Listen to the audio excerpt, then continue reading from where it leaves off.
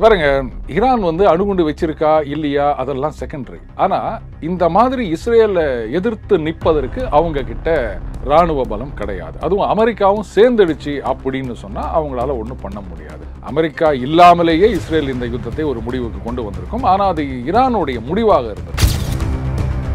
ஈரானுடைய கனவுன்றது என்னைக்குமே நிறைவேறாது. அவங்க வந்து ஏதோ இல்லை இப்படி பண்ணால் அப்படி ஆயிரும் அப்படின்னு ஒரு தவறான கண்ணோட்டத்தில் இது மாதிரி பண்ணிட்டு இருக்காங்க. அதனுடைய விளைவுகள் இப்போ நாசமாக போய் நிற்குது.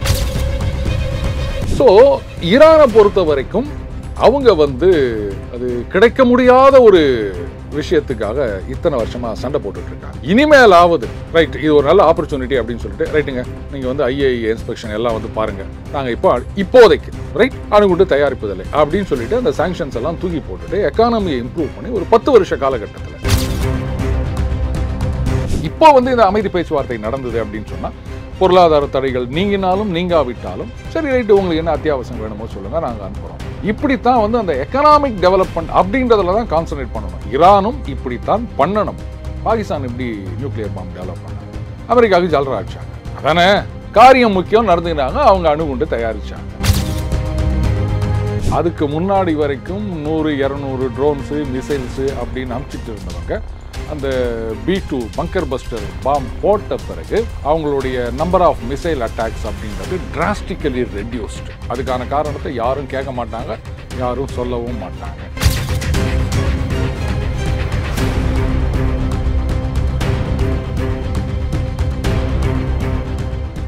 ரியல் ஒன் நண்பர்கள், உறவுகள் அனைவருக்கும் வணக்கம்.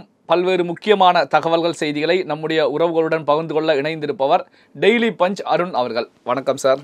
வணக்கம் சிவா. இப்போ உலக நாடுகளையே பேரதிர்ச்சிக்கு உள்ளாக்கிக்கிட்டு இருந்த இஸ்ரேல் ஈரான் போரை பொறுத்த வரைக்கும் முடிவுக்கு வந்து விட்டது அப்படின்னு அமெரிக்க அதிபர் ட்ரம்ப் அவர்கள் அனௌன்ஸ் பண்ணியிருக்காங்க. 6 மணி நேரத்துக்குள்ளார 2 நாடுகளும் போரை நிறுத்திக்குவாங்க அப்படின்னு சொல்லி.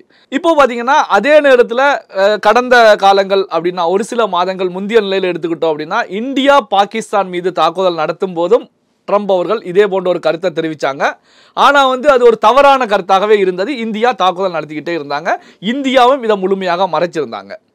இப்போ வந்து இந்த இஸ்ரேல் ஈரான் போரில் தற்போதைய நிலை அப்டேட் எப்படி போயிட்டு இருக்கு சார்? அதாவதுங்க, இந்தியா பாகிஸ்தான் சீஸ்ஃபயர் அனௌன்ஸ் பண்ணதுக்கும் ஈரான் இஸ்ரேல் சீஸ்ஃபயர் அனௌன்ஸ் பண்ணதுக்கும் நிறைய வித்தியாசங்கள் இருக்கின்றன. ஏன்னா இந்தியாவை பொறுத்த வரைக்கும் ஃபஸ்ட்டு இந்த பஹல்காம் தாக்குதலுக்கு அப்புறம் நம்ம வந்து அட்டாக் பண்ணோம். அப்போவே நம்ம என்ன சொன்னோம், அதை பாருங்கள் எஸ்கலேட் பண்ணாதீங்க, நாங்கள் டெரரிஸ்ட் கேம்ப்ஸை தான் நாங்கள் அட்டாக் பண்ணியிருக்கோம் அப்படின்னு சொன்னோம். அவங்க திருப்பி அடித்தாங்க, மறுபடியும் நாம் அடிக்கிறோம். ஒவ்வொரு தடவை அடிக்கும் போதும் இந்த பார் எஸ்கலேட் பண்ணாத, இத்தோடு நிறுத்திக்கோ, நீ நிறுத்தினா நானும் நிறுத்துறேன், இப்படித்தான் நாம் சொல்லிட்டு இருந்தோம். ஸோ ஆல் அலாங் நம்மளுடைய ரிட்டாலியேட்டரி ஸ்ட்ரைக் எல்லாமே இந்த ஒரு ஸ்டேட்மெண்ட்டோட தான் நம்ம பண்ணோம். இதுக்கு மேலே பெருசாக கொண்டு போகாத, நிறுத்தினா அத்தோட நான் நிறுத்திக்கிறேன் அப்படின்னு.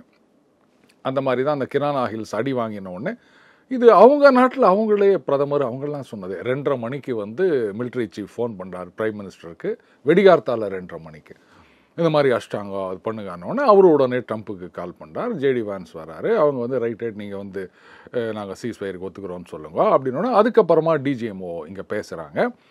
அப்போ நாம் என்ன சொல்கிறோம், இதைத்தானே நாங்கள் அணிலேன்னு சொல்லி நிற்கிறோம், நீ நிறுத்து நான் நிறுத்துறேன், நீ திருப்பி அடிச்சிருந்தீங்கன்னா நானும் திருப்பி அடிக்க தான் செய்வேன், ஸோ முதல்ல நீ நிறுத்து அப்படின்னா அதே மாதிரி அவங்களும் பண்ணிட்டாங்க. ஆனால் அவர் என்ன பண்ணிட்டாரு, இந்த நோபல் ப்ரைஸ் அது வேணும் அப்படின்றதுக்காக நான் தான் அப்படின்றாரு.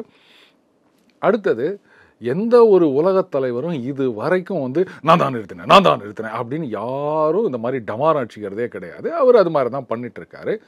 ஸோ இங்கே என்ன நடந்தது, அதுக்கப்புறம் பாகிஸ்தானில் என்ன பேசுகிறாங்க அப்படின்றதெல்லாம் வச்சு பார்க்கும்போது நல்லாவே தெரியும். அவங்க வந்து கெஞ்சி கதறினாங்க, நீ நிறுத்தினா எங்களுக்கு என்னப்பா வந்தது அப்படின்னா முடிஞ்சு போச்சு.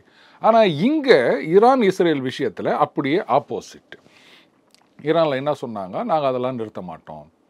இஸ்ரேல் அவங்க கூட அமெரிக்கா வந்ததில்ல, 2 பேர்த்தையும் சேர்த்து அடிக்கிறோம் பாரு, சண்டையை நீங்கள் ஆரம்பிச்சிங்க, ஆனால் எப்போ நிறுத்துறது எப்படி முடிக்கிறதுன்னு எங்களுக்கு தான் தெரியும், இப்படி தான் வந்து உதார் விட்டுட்டு இருந்தாங்க. அதுக்கப்புறம் ஃபார்தோவில் போட்டு அடின்னு அடித்தார். டோட்டல் சரண்டர் அப்படின்னு வேற ஒரு ட்வீட் போட்டிருந்தார் ட்ரம்ப்பு. இவங்க வந்து அதெல்லாம் முடியாது, நாங்கள் என்ன பண்ணுறோம் பாருங்க அப்படி இப்படின்னாங்க. ஆனால் அதுக்கு முன்னாடி வரைக்கும் 100-200 ட்ரோன்ஸு மிசைல்ஸு அப்படின்னு அனுப்பிச்சிட்டு இருந்தவங்க அந்த B2 பங்கர் பஸ்டர் பாம் போட்ட பிறகு அவங்க வந்து ரைட் நீங்கள் வந்து அவங்களுடைய நம்பர் ஆஃப் மிசைல் அட்டாக்ஸ் அப்படின்றது டிராஸ்டிக்கலி ரெடியூஸ்டு. அதுக்கான காரணத்தை யாரும் கேட்க மாட்டாங்க, யாரும் சொல்லவும் மாட்டாங்க. அதுக்கப்புறமும் பார்த்தீங்கன்னா இஸ்ரேல் வந்து என்ன பண்ணியிருக்காங்க, இன்னொரு அந்த நியூக்ளியர் ஃபெசிலிட்டி அட்டாக் பண்ணியிருக்காங்க. அதுக்கப்புறம் அந்த செகண்டரி டார்கெட்ஸ்னு சொல்லுவாங்க. அவங்களுடைய பிரைமரி டார்கெட்ஸ் வந்து இந்த நியூக்ளியர் இன்ஸ்டலேஷன்ஸ், மிசைல் ஸ்டோரேஜ், அதெல்லாம் அது முடிஞ்சு போச்சு. ஆஃப்டர் B2 செகண்டரி டார்கெட்ஸ் அந்த ரெவல்யூஷனரி கார்ட் கவுன்சில், அவங்களுடைய ஹெட் குவார்ட்டர்ஸ், கமாண்ட் சென்டர், அதுக்கப்புறம் இந்த பொலிட்டிக்கல் பிரிசனர்ஸ் எல்லாம் வச்சிருக்க இடம், அதனுடைய அந்த ஓப்பன் டோர், அது இதெல்லாம் அடித்து நவுத்திருக்காங்க. ஸோ தட் அவங்க எஸ்கேப் ஆகலாம் அப்படின்ற மாதிரி. இதுவும் வந்து ஒரு சர்ஜிக்கல் ஸ்ட்ரைக்கு தான். அடின்னு அடித்து நவுத்திருக்காங்க. இதில் வந்து ஈரான் இராணுவ அமைப்பை சார்ந்தவர்கள் நிறைய பேர் வந்து மரணம் அடைந்திருக்கின்றார்கள், சிவிலியன்ஸ் கிடையாது. ஸோ கடைசியாக என்ன பண்ணிட்டாங்க, கத்தார் மேலே குண்டு போடுறாங்க. அதையும் அண்ணன் ட்ரம்ப் அசிங்கப்படுத்திட்டார். சொல்லிட்டாங்க எங்களுக்கு முன்னாடியே, இதுதான் வாரா வேறுங்க. அன்புள்ள ட்ரம்ப், நாங்கள் வந்து இத்தனாம் தேதி இத்தனை மணிக்கு இத்தனை மிசைல் அனுப்ப போகிறோம், நீங்கள் வந்து எல்லாரையும் காலி பண்ணிடுங்க. அதே மாதிரி தான் ட்ரம்ப் வந்து எல்லாம் காலி பண்ணிடுங்கப்பா, அவங்க மிசைல் அனுப்ப போகிறாங்களாம்ப்பா அப்படின்னோடனே அவங்க வந்து வச்சுருக்க நாய்க்குட்டி, அந்த எல்லாரும் ஃபேமிலி ஃபோட்டோ வச்சுருப்பாங்க, அது முதற்கொண்டு அந்த அட்டைப்பட்டியில் தூக்கி எடுத்துகிட்டு போயிட்டாங்க. நாங்கள் காலி பண்ணிட்டாங்க, நீங்கள் மிசைல் போடலாங்க அப்படின்னு சொன்னோன்னே காலி பண்ணிட்டாங்களாப்பா, போடுங்கப்பா. இதுதான் வந்து நாங்கள் அமெரிக்காவுக்கு பதிலடி கொடுப்போம் அப்படின்னு சொல்கிறதா? பாருங்க, ஈரான் வந்து அணுகுண்டு வச்சிருக்கா இல்லையா அதெல்லாம் செகண்டரி. ஆனால் இந்த மாதிரி இஸ்ரேலை எதிர்த்து நிற்பதற்கு அவங்க கிட்ட இராணுவ பலம் கிடையாது. அதுவும் அமெரிக்காவும் சேர்ந்துடுச்சு அப்படின்னு சொன்னால் அவங்களால ஒன்றும் பண்ண முடியாது. அமெரிக்கா இல்லாமலேயே இஸ்ரேல் இந்த யுத்தத்தை ஒரு முடிவுக்கு கொண்டு வந்திருக்கும். ஆனால் அது ஈரானுடைய முடிவாக இருந்திருக்கும். அதுதான் வந்து இவங்க புரிஞ்சுக்க மாட்டேங்கிறாங்க. நிறைய பேர் வந்து ஈரான் எப்படி தெரியுமா, எப்படி சண்டை போடுறாங்க தெரியுமா, இப்படி உசுப்பேத்தி விட்டு தான் ரணகளமாக்கி நிற்கிறீங்க. இஸ்ரேல் ஆரம்பிக்கப்பட்ட நாளிலிருந்து எத்தனை நாடுகள் ஒன்னா சேர்ந்து அவங்கள போய் சுத்தி போட்டு அடிச்சிருக்காங்க. இப்போ ஈரானை எடுத்துக்கிட்டீங்க அப்படின்னா, ஒரு இஸ்லாமிய நாடுகள்ல நான் தான் ஒரு ஹெட்டு, நான் தான் ஒரு தலைமை அப்படிங்கிற நிலையில தான் ஈரானுடைய பயணம் வந்து ஜியோ பாலிடிக்ஸ்ல இருந்துட்டு இருந்துச்சு. இப்போ இஸ்ரேல் ஈரான் இடையிலான மோதல் மூலம் தங்களுடைய ஸ்ட்ரென்த் வந்து வீக்கா இருக்கு அப்படிங்கிறத உலக நாடுகளுக்கு இவங்க இப்போ தெரிவிச்சுட்டாங்க அப்படின்னு கூட எடுக்கலாம். அப்போ ஈரான் வந்து இனி வந்து இந்த இஸ்லாமிய நாடுகள் ஈரானை வந்து ஒரு மேல வச்சு பார்க்குமா, எப்படி புரிஞ்சுக்கிறது? அதாவதுங்க, ஈரானை வந்து தலைமையாக ஏற்றுக்கொள்வதற்கு எந்த நாடும் தயாராக இல்லை. அவங்க என்ன நினைச்சாங்கன்னா, இஸ்ரேலை நம்ம அடக்கிட்டோம்னு சொன்னா அப்ப ஆட்டோமேட்டிக்கா அப்பா நீதான்ப்பா தாதா அப்படின்னு வருவாங்க அப்படின்னு நினைச்சாங்க. அந்த கனவு வந்து நைட்மேரா முடிந்து விட்டது. அடுத்தது அப்படியே ஒன்று நடந்திருக்குன்னு கூட வச்சுக்கோங்க, ஒரு ஹைப்போதெட்டிக்கல் சிச்சுவேஷன். அப்பவுமே ஈரானை ஏற்றுப்பாங்களா அப்படின்னா சான்ஸே இல்லை ராஜா. நான் ஏற்கனவே சொன்ன மாதிரி அந்த அரப் நேஷன்ஸ், சவுதி அரேபியா தலைமையில் இருக்கின்ற மற்ற நாடுகள், அவங்கள பகைச்சிக்கின்னு இவங்களால யாரும் எந்த நாட்டாலும், இஸ்லாமிய நாடுகள் இல்லை, எந்த நாடுமே காரியத்தில் இறங்க மாட்டாங்க. ஏன்னா அவங்க தான் இன்னைக்கு எல்லாத்தையுமே டிசைட் பண்ணுறது, ஆயில் விலையிலேருந்து கேஸ் விலையிலேருந்து. அப்போ அவங்கக்கிட்ட நீங்கள் முறைச்சி எப்போ இது சாத்தியமாகும் தெரியுமா? இனிமேல் ஆயிலே தேவையில்லை, எல்லாமே எலக்ட்ரிக் அப்படின்னு ஆயிடுச்சு. இப்போ பெட்ரோல்லாம் வந்து 1 லிட்டர் ₹1 கிடைக்குது அப்படின்னா அவங்களுடைய இன்ஃப்ளூயன்ஸ் குறையும். சொல்லப்போனால் சவுதி, அந்த மிடில் ஈஸ்ட் அரப் நேஷன்ஸ்லாம் வந்து இப்படி ஒரு காலகட்டம் வரும். ஏன்னா இந்த பொல்யூஷன் அது இது அப்படின்னு சொல்லிட்டு இவங்கெல்லாம் வந்து அந்த ஃபாசில் ஃபியூயல்ஸு கொஞ்சம் கொஞ்சமாக குறைக்கப்படும். அப்போ வந்து நாம் இது பண்ணக்கூடாது அப்படின்னு சொல்லிட்டு இப்போது கட்டாரில் கூட சரி, நேச்சுரல் கேஸு அதெல்லாம் பார்த்தீங்கன்னா நல்ல காசு வந்துட்டுருக்கு. பட் ஸ்டில் ஏஐயில் இன்வெஸ்ட் பண்ணுறாங்க, சிப் மேக்கிங் டெக்னாலஜியில் இன்வெஸ்ட் பண்ணுறாங்க. ஃப்யூச்சர் எப்படி இருக்கும் அதை வந்து நம்ம இது பண்ணணும் அப்படின்னு சொல்லிட்டு ஏராளமான இன்வெஸ்ட்மெண்ட் பண்ணிட்டு இருக்காங்க. அவங்க நிறைய பணம் இருக்குது. அதனால் ஈரானுடைய கனவுன்றது என்றைக்குமே நிறைவேறாது. அவங்க வந்து ஏதோ இல்லை இப்படி பண்ணால் அப்படி ஆயிரும் அப்படின்னு ஒரு தவறான கண்ணோட்டத்தில் இது மாதிரி பண்ணிட்டு இருக்காங்க. அதனுடைய விளைவுகள் இப்போது நாசமாக போய் நிற்குது. இப்போ ஈரானை பொறுத்த வரைக்கும் நீங்கள் ஏற்கனவே சொன்னது போல தான், இஸ்ரேல் அமெரிக்கா ஒன்று சேர்ந்து வந்தாலும் நாங்கள் வந்து ஒரு பெரிய தாக்குதல் நடத்துவோம், 2 நாடுகளுக்கு எதிராக போர் புரிய தயார் அப்படின்னு சொல்லி தெரிவித்தாங்க. ஆனால் அமெரிக்கா வந்து மிசைல் அட்டாக் பண்ணியிருக்காங்க. அதுக்கு பதிலடி பெரிய அளவில் ஈரான்ல இருந்து இல்லையே, என்ன காரணம்? என்ன கொடுக்க முடியும்? இவ்வளோதான். நம்ம சினிமாவில் வடிவேலு பண்ணுவார்ல, அந்த மாதிரி தான் பண்ணிட்டு இருந்தாங்க. முதல்ல பல வருடங்களாக பொருளாதார தடை. இவங்க பண்ண தப்பே என்ன அப்படின்னு கேட்டிங்கன்னா, அந்த அணுசக்தி ஒப்பந்தம் அதை வந்து ட்ரம்ப்பு அதுலேருந்து விலகிறோன்னு கீழ்ச்சி போட்டாருங்க.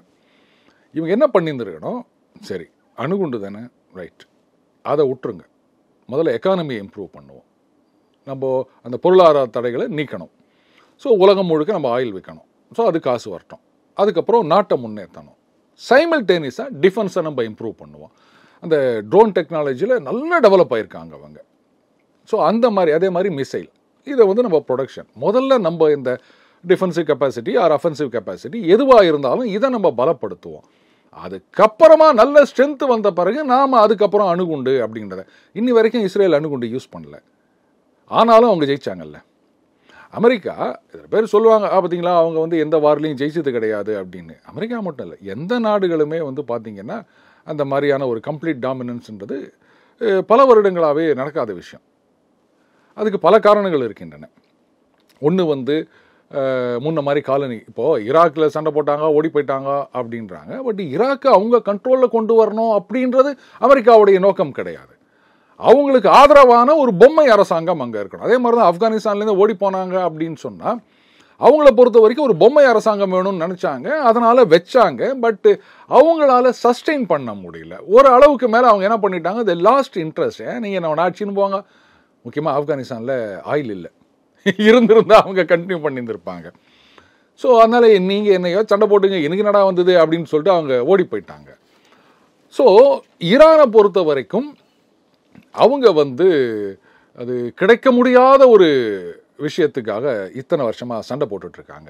இனிமேலாவது ரைட் இது ஒரு நல்ல ஆப்பர்ச்சுனிட்டி அப்படின்னு சொல்லிட்டு ரைட்டுங்க நீங்கள் வந்து ஐஏஇ இன்ஸ்பெக்ஷன் எல்லாம் வந்து பாருங்கள், நாங்கள் இப்போதைக்கு ரைட் அணுகுண்டு தயாரிப்பதில்லை அப்படின்னு சொல்லிட்டு அந்த சாங்ஷன்ஸ் எல்லாம் தூக்கி போட்டுட்டு எக்கானமியை இம்ப்ரூவ் பண்ணி ஒரு 10 வருஷ காலகட்டத்தில் ஆயிலில் நல்ல காசு வருது. மற்ற நாடு மாதிரிலாம் கிடையாது உங்களுக்கு.